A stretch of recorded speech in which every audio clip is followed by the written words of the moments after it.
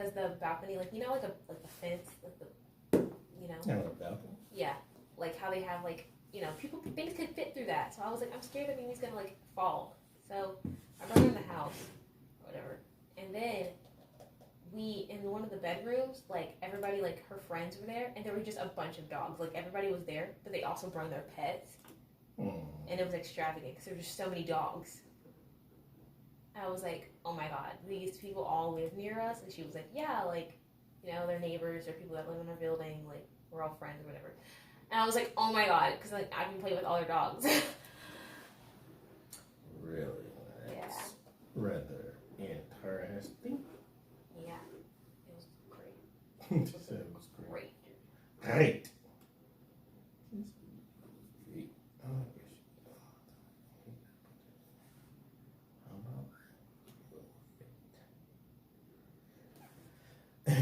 Go ahead and plug. Is this Audible or is this Anchor? Let's see. I feel like it's definitely Anchor. This is Anchor. Because I don't know if the last one I listened to, I don't remember. What? We had both? Yeah, I'm pretty sure I have both.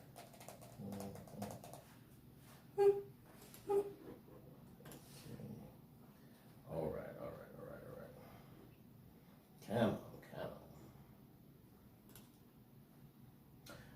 Welcome to the show. Oh, no!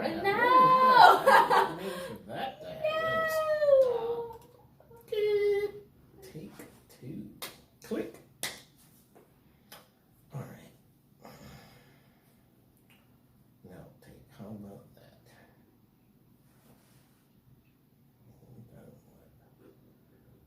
I'll take that out then. It's going to play. Remove it. This is. Take one.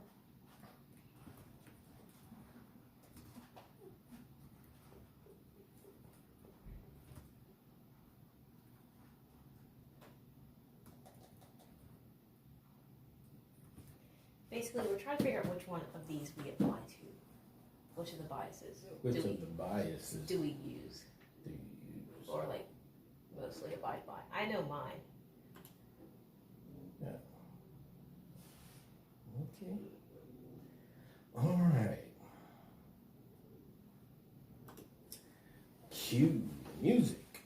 But we'll start off with, like, regular stuff. Welcome back to the show. I am your host. God, I'm just terrible at it. What's wrong too? I forgot to announce it. It's just one of them days. Oh, God. All right, blah, blah, blah. It's great. Hey guys, we have bloopers from today too.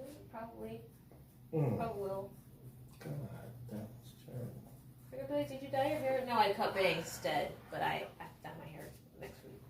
It's great.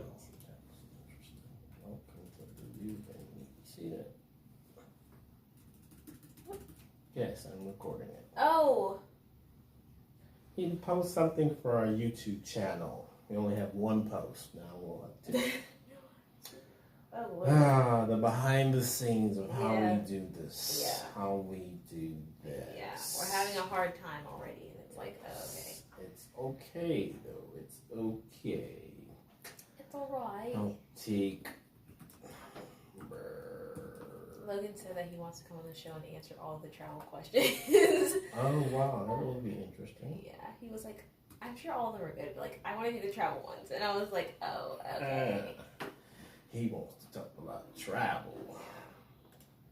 Okay, let's try this again. Try again. All right. Cue the music. And get ready to... I'm saying welcome back. Welcome back either. Welcome to the You and Me show, our life's journey. I am Bishop, your host with the lovely Ari. Hey guys. Hey, how are you today? I'm doing pretty extravagant. You know, I feel really good today. Extravagant. Extravagant. I'm sorry. Extra. How are you? So, what do you have for me today? today we're gonna go dig a little deep into some we're gonna be digging into some psychology because I was like, this should be fun, you know. So over quarantine, I was like, one of my goals was to start like a new journal or a new notebook, you know. And I was like, okay, you know, let's like, what are we gonna do here? And I decided to start. I have these books by Robert Greene, the beloved Robert Greene, his best sellers, the author that wrote The 48 Laws of Power and The Laws of Human Nature. And I started reading those a little bit before quarantine started, and now I'm like, I'm gonna take notes in the book. So okay, The Laws of Human Nature. Yes, and I was like, this is fun. Robert Greene. Yes, I want to read every like Robert Greene book by the end of How old is he? I'm not sure. I think he's like in his 50s or 60s. Okay. Yeah. He only has. He has 4 books. No, he has a few more. He has what's on there? Is this with 50 Cent? Yeah. No, that one's not with 50 Cent. No. He has a book with 50 Cent. Yeah. The rapper. Yeah.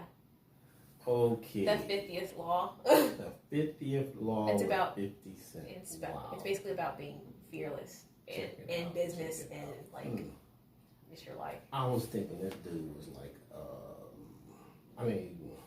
old. He's not like old. I mean, like Sigmund Freud old. Oh Lord, no, no. Okay, all right. No. And he was I don't know. I think the first book that he wrote was like in 1999. Yeah, he has Power, Mastery, War, and Seduction. Yeah, the Art of Seduction. That's the 49th Law. 49th Law. But yeah, so I really want to read all his books. I think it's really cool.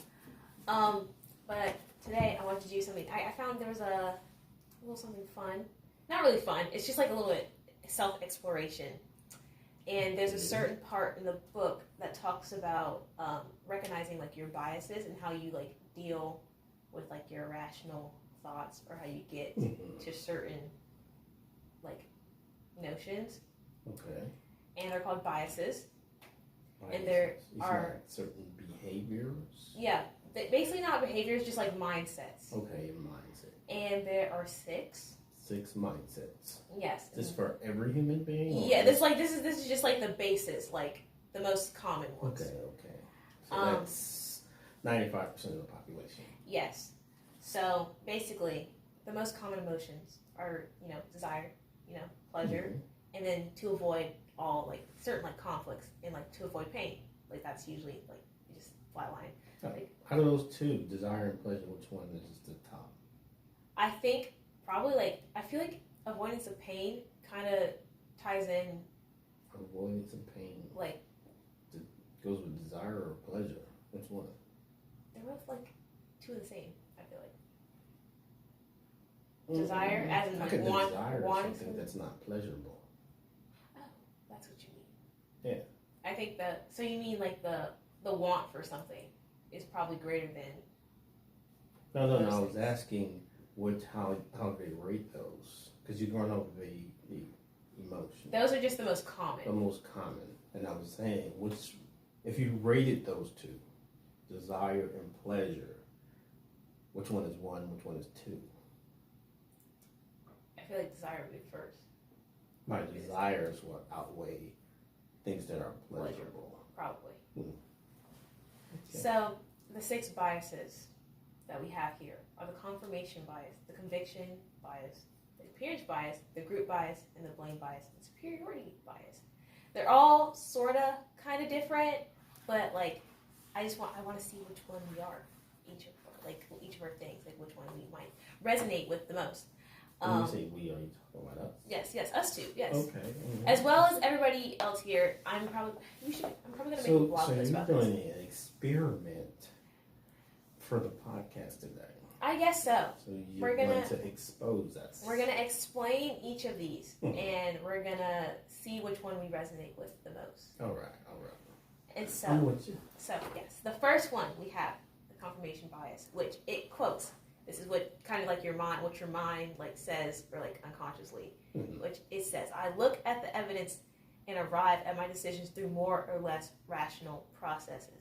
So basically, this means that when something happens, it's like, when you're in like disbelief, but you want to believe a certain thing. Mm-hmm. So you're like, okay, so where's your proof that this happened, or like this is the way it is? Okay, so they have to visually see it. I mean, visually see it, or just like imagine if someone calls you and tells you something, mm-hmm. and you're like, oh, that's probably not true. So you go look for evidence or like prove it. What did what made you think this way, or what brought us to this point?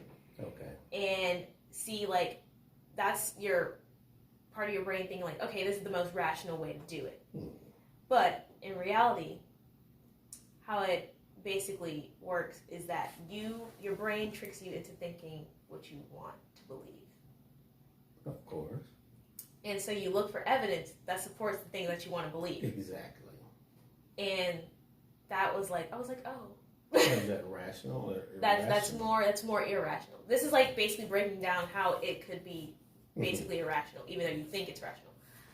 And I was like, oh, I feel like I could resonate with that a little bit. I feel like part when the brain tries to convince itself of what it wants it to believe. Yes, and also that's the next one. That one it's like more in depth with that. Can resonate. I think I can resonate with the confirmation bias, where I look for evidence. I'm like, can you prove this to me? Like, what made you think this way? Because like, okay, so you can resonate with what we're talking about is the confirmation bias. Yes.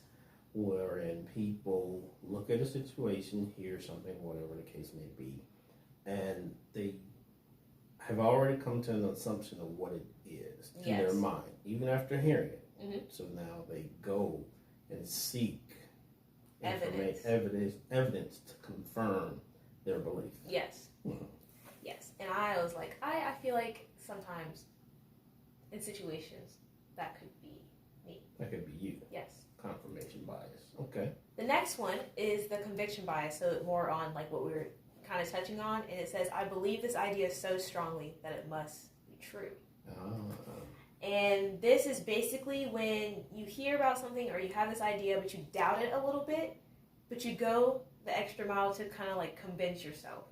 Conviction bias. Yes, that you convince yourself that this is something so true. And it's like, what this does is like, basically, if you feel like you can like justify something so strongly with so much like energy and like,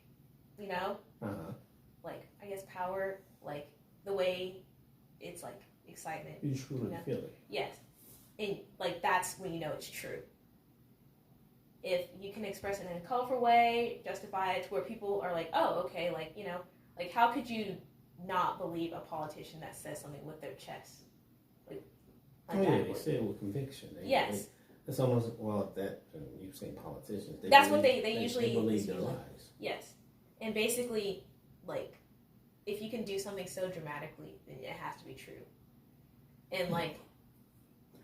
Well, I mean, it has to be true to the person who's saying it. Yeah. Even though they've doubted it a little bit. But like, they're like, if I can justify it, then it's true. Yeah. That's basically what they're saying. Whether it's just like dramatically or like, I have facts, like it usually doesn't really involve facts. If they have facts, those facts can be skewed. Yeah. But if they can like get themselves to believe it, then that's, and I was like, I know some people. I mean, it's almost like you gotta believe the Kool-Aid before you drink it. I've never, ever heard that. I mean, this is a colorful way of saying I truly believe in what I'm speaking about. Oh, I see. So, I mean, I have a true conviction of it. So it's conviction bias, and I believe it, and I'm going to present it in a fashion that I can make others believe it. And even if it's not actually true. Now you're getting into propaganda. Now you're getting into propaganda. Oh, wow. Okay. So the next one is the appearance bias, which says, I understand the people I deal with, and I see them just as they are. Say that again, read that one again. It says, I understand the people I deal with, and I see them just as they are. But fun fact, you see them literally just as they are, as they appear to be it's not how they actually are. Yeah, People judging the book by its yes, cover. you are trained as an individual to do certain things that are like acceptable in society, basically. So like you put on, I feel like everybody definitely can put on like an act wherever they go. Yeah. And when you meet a person, like, you know, sometimes they're like, oh, like this is how that person is, but like once you get to know them, you're like, that is definitely not how they are. And well, isn't this almost like stages? People go through stages with this. Yeah, I definitely could. I can see that being the first stage, where people just visually come to an assumption about people. Yeah, and they also attribute certain traits of a person with other traits. Yeah. So, like the example, the example that they put with it is that people who are like good looking, they're like, oh, they're probably more trustworthy than others, and that happens with politicians a lot, apparently. Politicians and like, if a person's jobs, if a person's more successful, then like they're more ethical and probably deserve what they got, and ultimately that's just not. It's not. It may not be that actual person. Yeah, it may not be true. Yeah. And I was like, that's really interesting. And I was like, I think I could, at some points, that's how my mind I mean, but that's works. One of those ones that I would say that, if I had to put a percentage on it, 75% of the world does that. Yeah. I think that's definitely really popular. And I'm like, you know, I can identify myself with that, because I'll be like, oh, I'm going to deal with this person in this manner because they're acting in this way. But like when you get down deep to it, how you're dealing with that person may not be the correct way you're dealing with that person, because it's like that's just how they appear. But I mean, that's going as far as talking to them. Yeah. I'm talking just straight visual. Just visual presentation. He's tall. He has blonde hair. He's groomed well. You're going to assume that he's a stand-up guy. Yeah.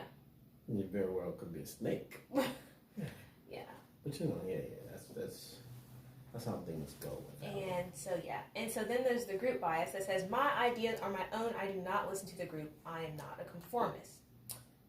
And the truth is, by nature, humans are literally social animals, they're social animals, and if, it's like almost dangerous to not be a conformist in certain situations, because you don't want to be exiled from a group, because you kind of need like that social validation that people agree with you in certain things. That is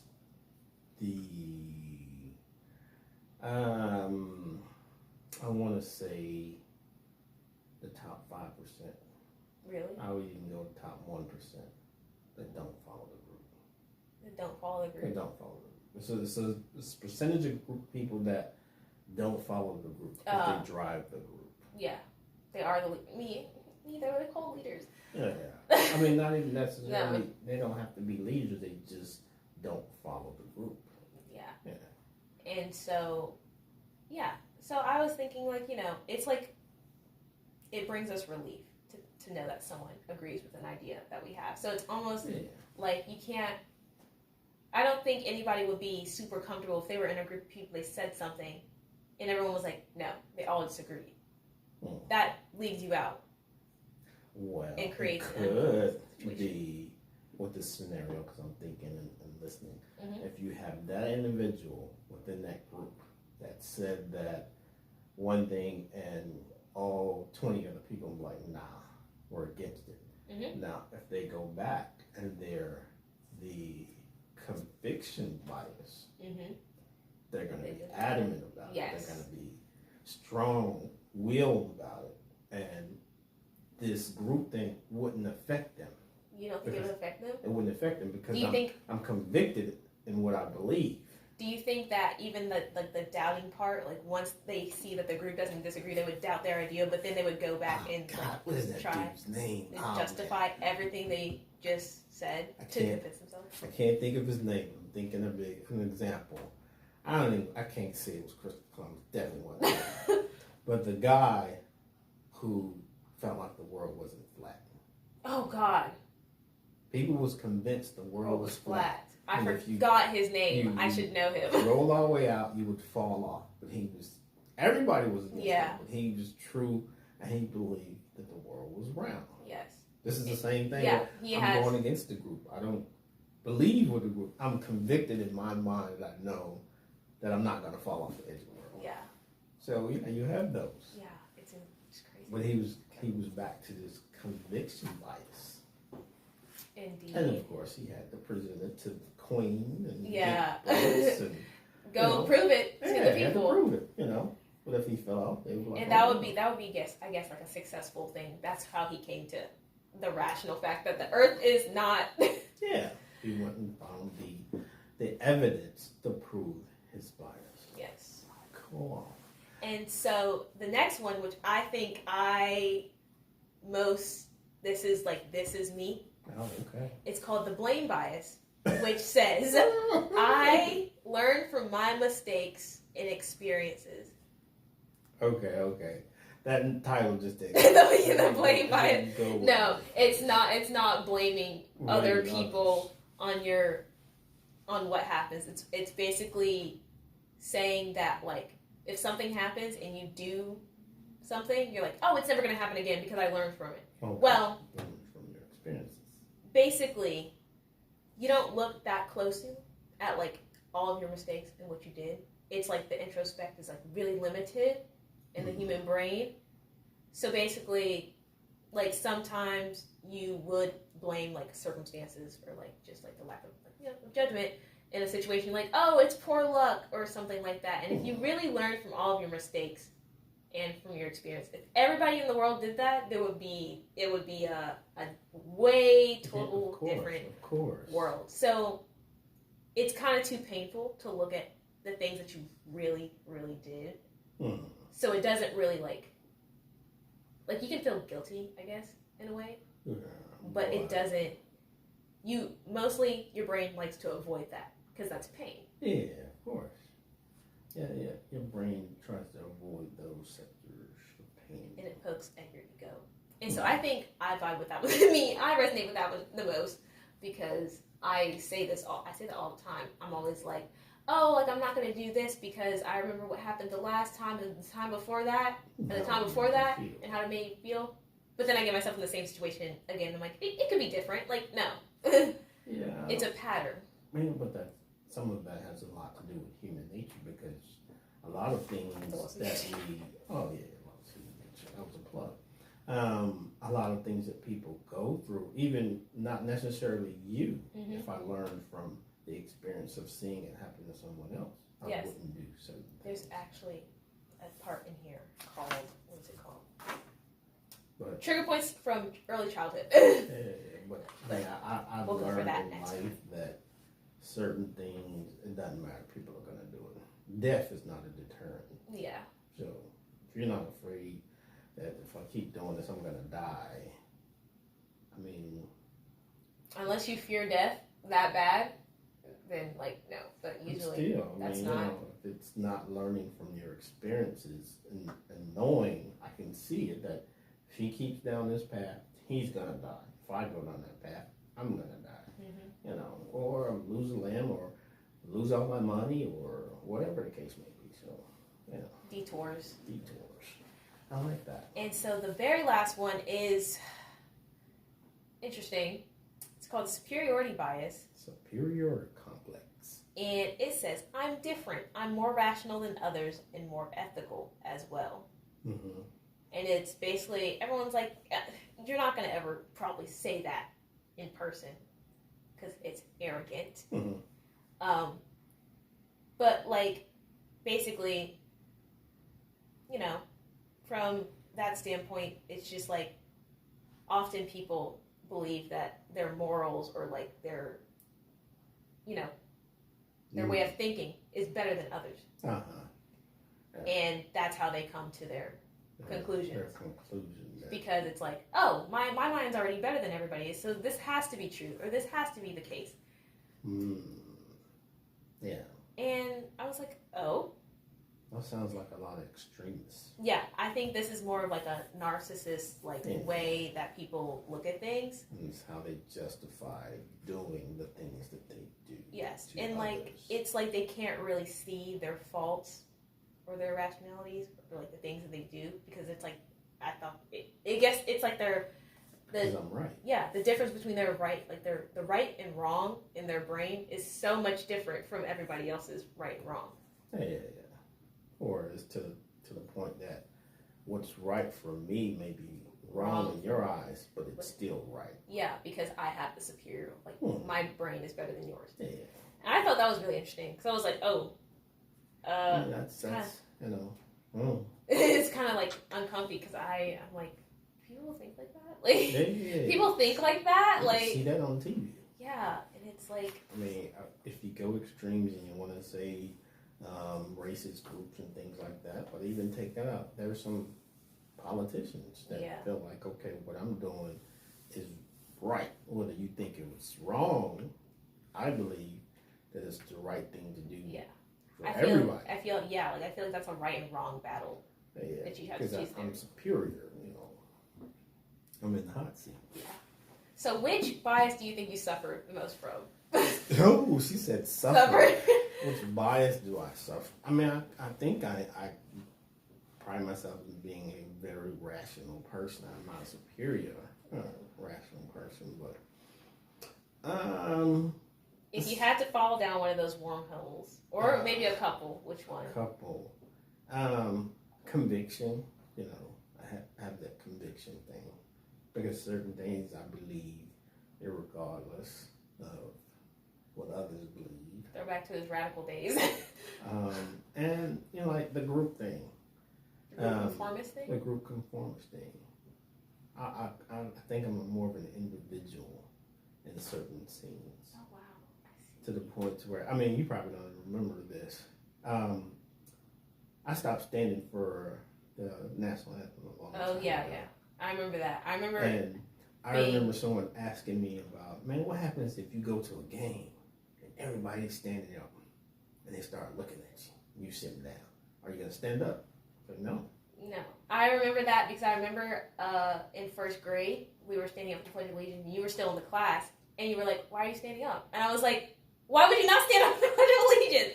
But now I'm one of those, after I got into, once I got into middle school, I stopped standing as well. And now most people, like, you know, of course, when I was like, you know, during that time, everybody used to stand up. Mm-hmm. But I feel like now that our brains have grown in the way, like, you know, we've been... It could have been that group conformance. Everybody else is standing up. So I feel some type of way, and they're looking at me, and I'm not standing. Yeah, and so in most of my classes, when we were in school, people they'd not bother to stand up at all. Everybody would be sitting down. Mm-hmm. And it was interesting, because I was like, is that also a part of the group conformist thing? Where it's like, if everybody else is sitting down, I don't want to stand up, because that's going to make me look some type of way.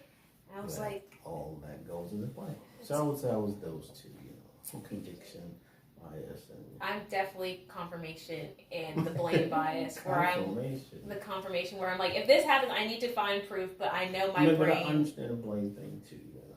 I definitely do think that my brain is like, okay, we're going to find the evidence for the good stuff first, and then the bad stuff we'll look for it later. Yeah, you know, that kind of goes with the, what we talked about, the pessimist and optimist too. Really? Yeah. Because you're gonna go find evidence to prove what you believe instead of just being optimistic about it. Or just accepting it. Oh, I see. Mm. Interesting. Alrighty. That was very, very interesting. We're gonna take a quick break and just come back and close our show with some kind of poetic verse, I guess. Yes. I actually do have a poem that kind of goes. It has to go. All right, we'll be right back. Ooh. Guys, that was an interesting one. We gotta go over our dark core results. She said now she needs to go deep dark. Into our dark core. Dark core. Yeah. That was some deep discussion right there. Yes. You went in. You had a lot to share. Yes. The laws of... Okay. I have one called The Affair of the Heart, and the last line kind of makes it look... It's short, though. It's mega short. 36 words. You need short poems. Short poems? I like short poems. Some poems are like a sentence in like poetry books, and I'm like, this is great. So I started doing that. Except they're not really. I don't have. Most of mine have. I think my shortest poem is 3 lines. There's a little substance. Yeah. But it hits a little different. It hit on all points. That's the way it goes. All right. I don't want to lose this because it's processing. That's what happened last time. You should create a copy. Oh no, I'm just not gonna. I'm gonna wait till it finishes processing. We just lost a whole 10 minutes of data. The morning routine. There we go. We're locked in now. And our sponsor for the day, which is I think we're going to do Anchor today. So we'll drop Anchor in here.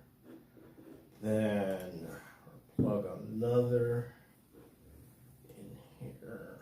It keeps popping out, so leave it out. Might not want to be Anchor today. Uh-oh.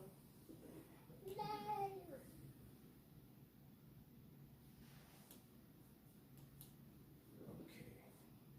Here we go. Yeah. Back over here.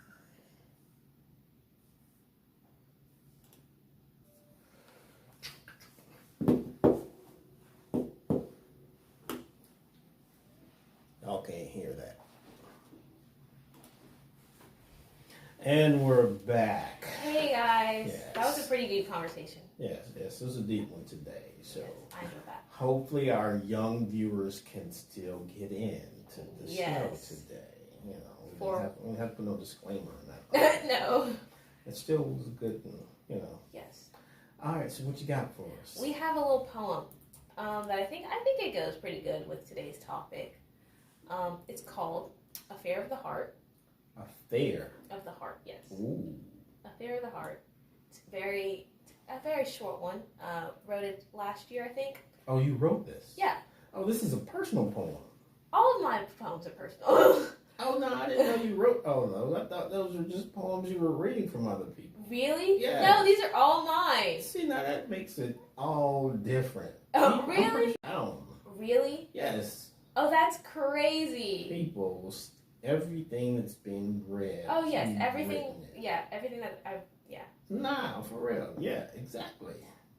Yeah. Yeah, I didn't know that. Oh, you didn't know that. No. I definitely thought you knew that. Mm-mm.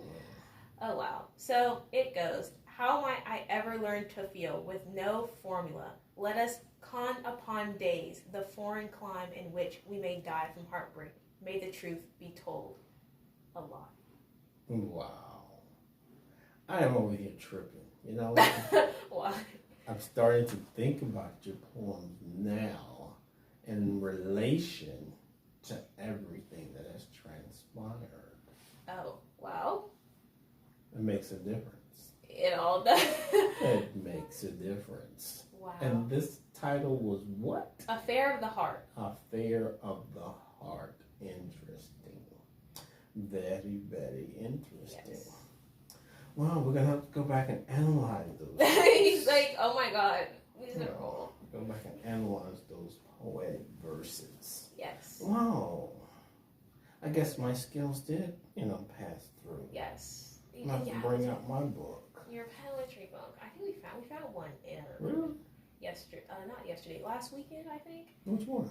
I don't know. It was one from your school. The one that I think you helped produce it. The one that I helped. It was from the English department at North Carolina Central. It was something about jazz. Oh, okay. We found one of those. We had a couple people in that one. Yeah. Yeah. I'd like to see that. That was interesting. All Wow. That Jazz? I think it's called All That Jazz. All that jazz. Yeah, it's I ain't no telling what's in there. yeah. There was a lot. I was like, oh wow. Yeah. Well, I mean, I had some people Yeah. with me doing that. When we did that, I can't remember. Oh, I wow. have to check it out and see Yeah, what I'll bring it back. everything that was on there. Wow. Well, we're gonna wrap it up. That Yeah. was beautiful. That was beautiful. Yes, you learn something new every day. Yes, indeed. Yes, indeed. We learn something every day. All right. Any last words before we shut it down for today? Guys, I'm probably going to make a blog post about what we talked about today, just so if you want to check it out yourself, maybe go a little deeper into what each of the biases are. Might do a little thing, see which ones you are, and hey, leave some comments. Tell us what you are. Yeah. Go check out our Instagram, You and Me Casting, and our YouTube channel. We're actually recording a behind the scenes today. Yes. It'll be interesting. Check it out. Yes, and yeah, to our Facebook, and our obviously, like I said, our website because we have a blog there. I think you got it all. Email. Email us, please, if you have any feedback or anything you want us to talk about. Yes, please. Yes. And another thing I wanted to add, if you're interested and you want to continue to support our show, continue to go to Audible and click that link. Or you can just go to our website. We're going to be adding a tip or a donation thing where you can just, drop us a few dollars to help fund our projects. So we can continue to bring some good content to you. Other than that, we appreciate y'all listening. Thank you so much for tuning in today. See you later.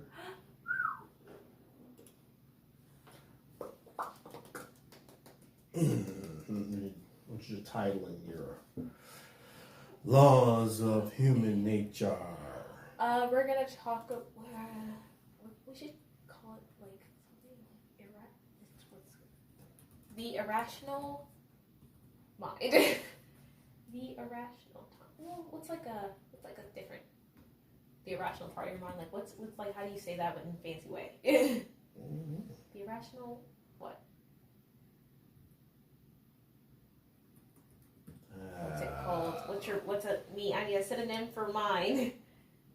My. Oh.